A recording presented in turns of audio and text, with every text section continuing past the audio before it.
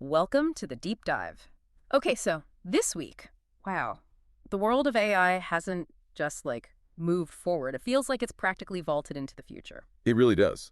The pace is just incredible. We've got a fascinating stack of sources here. I mean, everything from these massive funding rounds changing valuations to tiny new tools quietly shifting how we build things. And how we interact with AI, too. Exactly.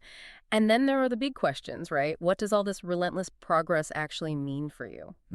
So our mission, like always in this deep dive, is to cut through the noise, pull out the really important bits, and give you a clear, concise shortcut to understanding the breakthroughs and, well, the currents underneath them.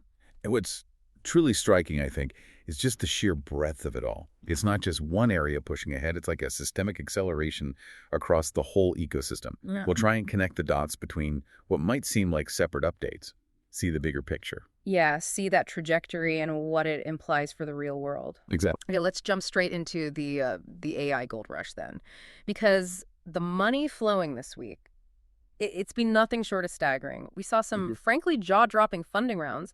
They really tell a story about investor confidence right now. For sure. Like Mistral AI, they secured a huge $1.7 billion, that's almost $2 billion US. Yeah, pushing their valuation way up. To around $13.7 billion. And then Cognition, right, the specialized AI agent startup, pulled in over $400 million, hitting a $10.2 billion valuation. What do these two huge investments tell you? Are investors betting big on open source or these niche agents, or maybe both? That's a fantastic question. Because, these investments aren't just about growth for these companies. Yeah. They're fundamentally shaping the landscape. Mistral's funding, especially with backers like ASML and Nvidia, that really solidifies Europe's place in the open weight model space. It's a huge signal. Right. OpenAI isn't just hanging on, it's actually thriving. Exactly. It's thriving. And Cognition's valuation, well, that just speaks volumes about the belief in specialized AI agents. Their potential to really change how we interact with software. And then you zoom out? Yeah, zoom out and look at OpenAI itself. Their revenue is apparently on track to triple to an incredible $13 billion. $13 billion. Wow. And there's talk, whispers, of a potential $500 billion valuation down the line. $500 billion. I mean, this isn't just software anymore. It's about building this entire ecosystem. We're talking their own AI chips, maybe even that Stargate supercomputing HUD project in India. It's a massive vision. It really is a staggering vision. But okay, the deeper story isn't just who's getting the cash, right? It's also this strategic chess game playing out between the tech giants. Absolutely. We're seeing these major partnerships and some really competitive moves reshaping things. Microsoft, for example, they seem to be making it pretty clear they're diversifying beyond just OpenAI. Yeah, that's a big shift. They're teaming up with Anthropic now, using them to power AI tools in Office 365. And they're even citing that Claude Sonnet 4 is actually outperforming OpenAI on certain tasks. Which is fascinating. It shows they're not putting all their eggs in one basket. Definitely not. And at the same time, OpenAI seems to be pushing for more independence, developing their own job platforms, and those chip ambitions we just talked about. Right. Which brings us to a really crucial point. What do these moves signal about the future of the AI market? We're seeing intense competition, obviously, but also these strategic alliances forming. And it's not just for market share. It's for fundamental infrastructure. It's for talent. And Google's in the mix, too, pushing hard. Oh, absolutely. Google is pushing Gemini hard. Yeah. Rolling it out to Google Home devices soon, bringing AI tools to over 1,000 U.S. colleges. It's like, 10 million students? Huge reach. And partnering with Qualcomm Cloud for AI in cars.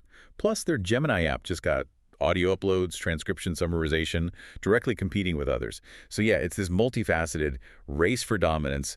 Every move kind of telegraphs a long-term vision for controlling the whole AI stack. Okay, so all this money, all this strategy, it clearly fuels the core engine, the tech itself. So let's pull back the curtain a bit on how these LLMs, large language models, are evolving. They're not just getting bigger, right? They're getting smarter, more efficient, too. That's the key thing. Smarter and more efficient. We're seeing some impressive stuff, like Alibaba's Qwen 3 Max scaling past 1 trillion parameters.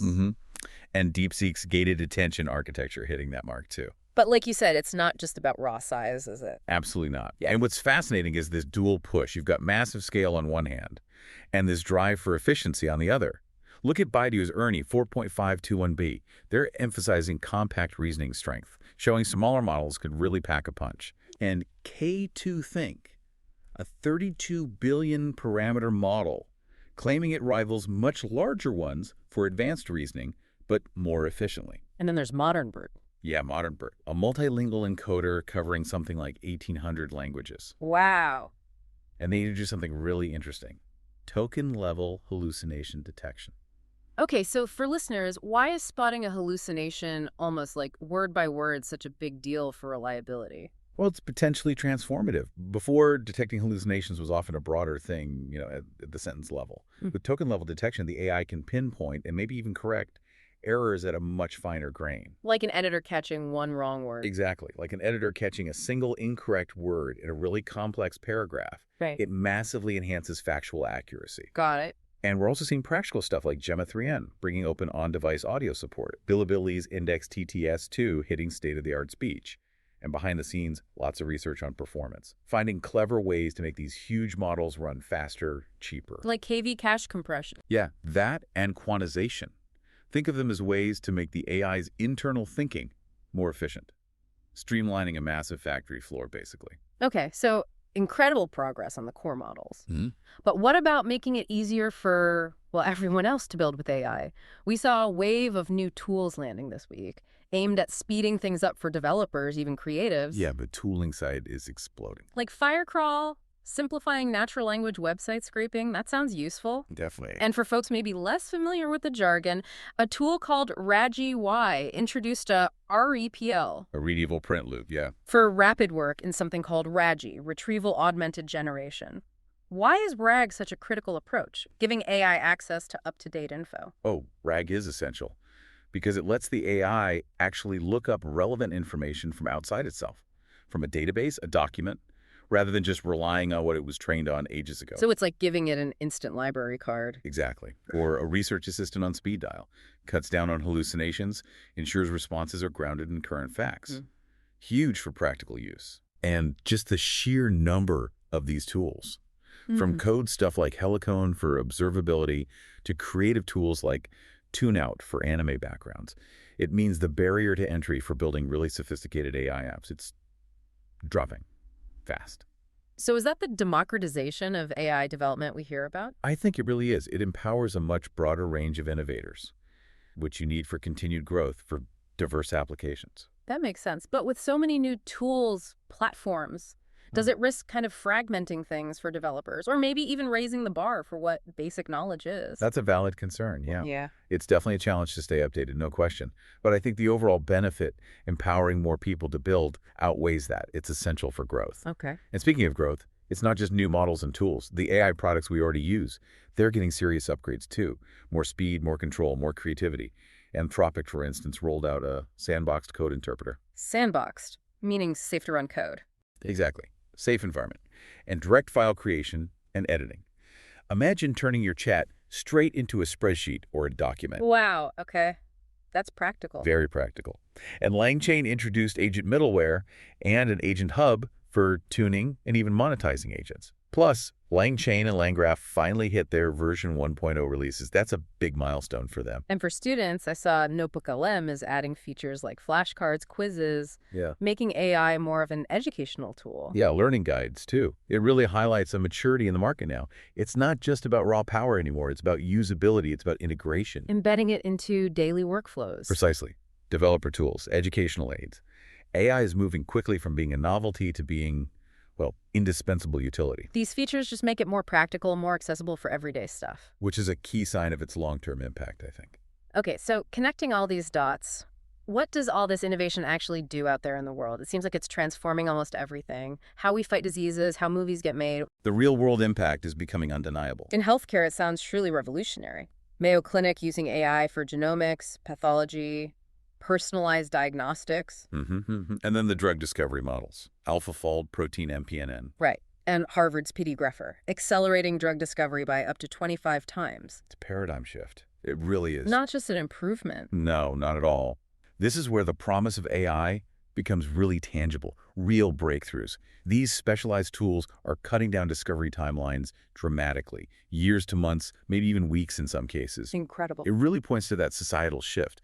AI becoming this invisible but incredibly powerful, layer-enhancing critical parts of our lives. From super specialized research to things consumers use every day. And the impact's huge in creative fields too, right? OpenAI backing that AI animated film Critters, premiering at Cannes, no less. Yeah, and what's wild is the small team, the budget, under $30 million, aiming for Cannes 2026 completion. You know, an AI film aiming for Cannes on that budget, it makes you wonder, are we on the cusp of a whole new kind of Hollywood, where a tiny team can make something visually massive? It's almost like filmmaking democratization. It certainly feels like it could be heading that way. And then, on the more casual end, Google's Nano Banana app, using Gemini, fueling this image generation craze. Over 10 million users already. Wow. So AI is lowering the bar for high-quality creative stuff, both for pros and for, everyday users playing around. Okay, shifting gears to how we get around. Automotive is another big area. BMW pushing autonomous driving with Qualcomm. Then Qualcomm and Google Cloud partnering up too. Embedding advanced AI agents, Gemini again, right into cars. Yeah. For more intuitive, personalized, multilingual experiences inside the vehicle. And then software and security. Google unveiled an AI that writes expert-level scientific software. Yeah, quite something. And they're even making their own engineers use AI coding tools daily, tying AI usage directly to job performance metrics. Talk about leading by example, or maybe forcing the issue. Maybe a bit of both. But it signals a huge shift in enterprise. It's not just AI as a helper anymore. It's embedding it right into the core workflow, even into performance reviews. And security, too. Yeah, JFrog and GitHub Copilot launching AI agents for automated software security. Talking about self-healing supply chains. Self-healing. That sounds like sci-fi. It's an incredible potential leap for cybersecurity if it works reliably. And for something we all rely on, weather. The WMO AI conference highlighted AI's crucial role in improving forecasts, climate services. Right, so it really paints this picture of pervasive transformation, from super specialized things like drug discovery, accelerating it by orders of magnitude, to deeply embedded consumer tools, enterprise software. AI is becoming this invisible layer, enhancing so many parts of our lives. It's genuinely a societal shift, hitting almost every sector. Okay, but with great power comes great responsibility, as they say. Right. As AI gets into everything, these vital discussions about ethics, safety, societal impact, they become absolutely critical. Couldn't agree more. They're paramount. So, look at this. Over half of U.S. shoppers apparently use generative AI for product research now. Mm-hmm. But 85% are still wary about privacy and misinformation. That's a huge gap. That's a massive gap, and it points to a critical tension. And psychologists warning that AI tools like ChatGPT just cannot replace professional therapy, emphasizing the need for ethical rules, human oversight, especially in mental health. Absolutely. What this all reveals is that while people are, eager to use AI's power, there's this deep-seated worry about reliability, privacy, and the integrity of human interaction itself. Right. The warnings about AI and mental health, for example, they just underscore that human judgment, empathy, they're irreplaceable in sensitive areas. And what about this AI shame? Nearly half of workers hiding their AI use at work. Yeah, fearing judgment from peers or managers. Right. That highlights a really significant cultural and ethical hurdle for adoption. It's not just about the tech. That's a fascinating point, that AI shame. It speaks to a bigger, maybe unaddressed social challenge in just integrating these tools naturally. On the safety and regulation side, OpenAI planning parental controls for ChatGPT. That follows a lawsuit linked to a teen's suicide, which is tragic. Very tragic, and highlights the urgent need for safeguards. Australia's e-safety commissioner launched strict new rules, mandatory age verification for AI chatbots. And plans to ban those Nudify apps, too, taking a strong stance. And new threats are popping up, like SpamGPT, an AI phishing toolkit. Ugh, yes. Cybersecurity alarms are ringing there. And that AI supply chain flaw, model namespace reuse. Can you break that down quickly? Why is it a critical flaw? Sure. So, model namespace reuse is basically, imagine an attacker takes over the name or identifier for an AI model that someone else used and then stopped using, abandoned. Okay. It's like if someone could register, say, yourbank.com after your bank let the name expire, then redirect you to a fake site. Ah, got it. Scary. In the AI world, this flaw could let attackers hijack these abandoned model names, maybe inject malicious code or bad data into AI supply chains. It could lead to widespread security problems. It's a big warning about needing constant vigilance in the underlying AI infrastructure. Wow. Okay, and then there's another layer to all this. Authenticity. OpenAI's CEO, Sam Altman, warned that social media is getting saturated with AI-generated stuff, AI mimicking language, making it harder to tell what's a genuine human conversation. Right. And that, I think, is the larger takeaway here. We're facing this sort of meta challenge of the AI era. Yeah. Just discerning truth and authenticity. And a meta challenge. I like that. Yeah, because even though AI fact-checking tools are emerging, this increasing difficulty in telling human from bot online, it fundamentally challenges trust. It's going to require new kinds of digital literacy, critical thinking from all of us. Yeah. And even with progress, like that HKU study showing GPT-5 might be better at minimizing hallucinations. Most models still struggle with pure factual accuracy. It just underscores this ongoing challenge. Reliability is still a major hurdle. What an incredible week, honestly. From billions in funding to mind-bending research, real-world apps, AI is truly in this moment of accelerated ascent. It feels faster than ever. It really does. It's not just about the giant models anymore. It's the tools making it accessible, the features making it useful, and that deep impact across industries. And of course, these vital, necessary conversations about using it responsibly. Yeah, and zooming out a bit for you, the learner, this deep dive really shows that AI isn't about one single aha moment. Yeah. It's more like this continuous stream of connected innovations and also connected challenges. Understanding these dynamics, how it all fits together, is just crucial for navigating the world we're heading into. So what does it all mean for you? Well, it means the world is changing fast. And staying informed isn't just, a nice to have anymore. It feels like a necessity. This deep dive, hopefully, gave you that critical shortcut. And maybe it leaves you with a question to think about. Given this relentless pace, this growing ubiquity, how will you personally adapt? How will you leverage these technologies responsibly in your own life, your own work, while also safeguarding against the pitfalls and maybe preserving that genuine human connection Alvin was talking about? Plenty to chew on there, right? We hope this deep dive gave you a clearer picture of where AI is heading and definitely a lot to think about. Until next time, keep exploring, keep questioning, and stay curious.